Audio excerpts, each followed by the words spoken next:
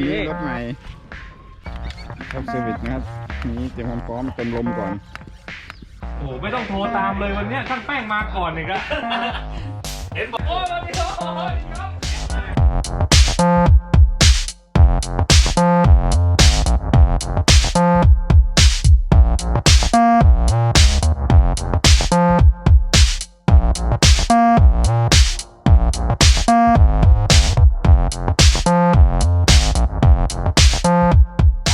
มากครับวันนี้ตื่นเต้นมากครับ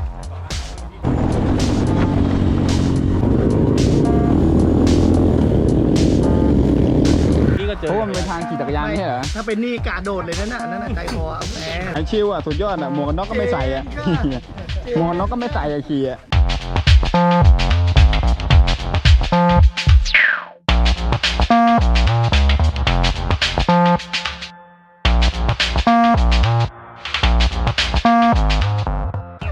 ทำไมอ่ะ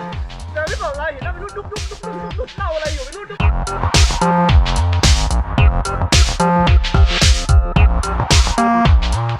บอกแล้วอย่าห้าว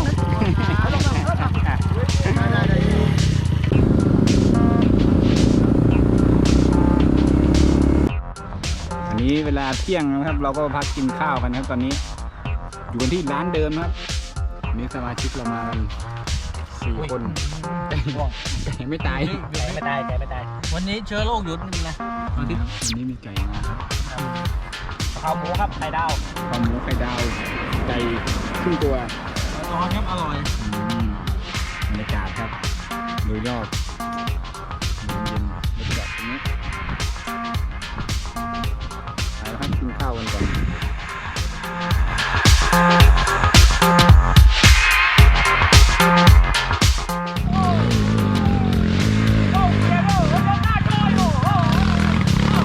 ลีลาการขึ้นกิน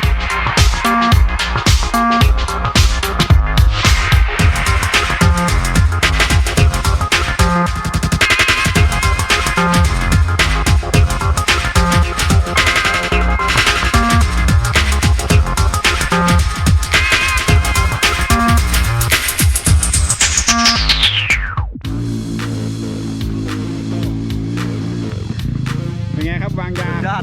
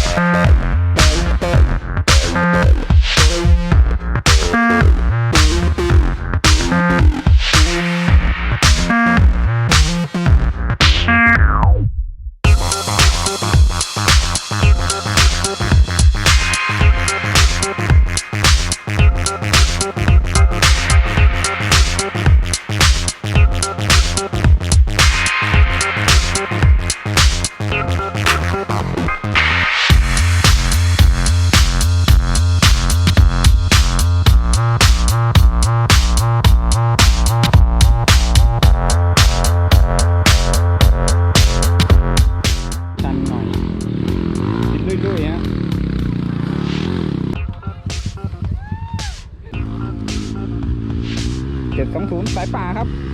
ควบนี่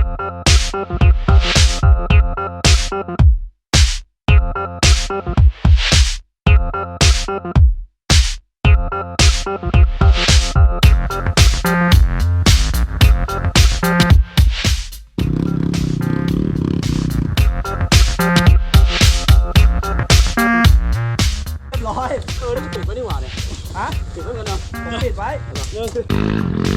ชิวพี่ตีของเรานี่ปาด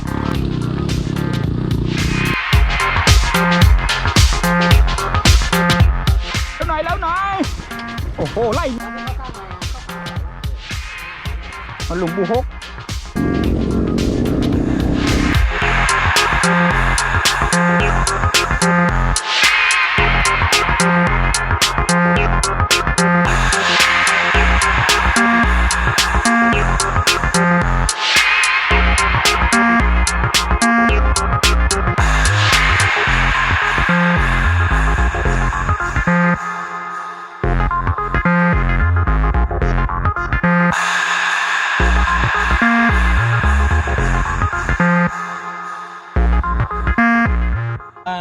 เลี้ยงพอ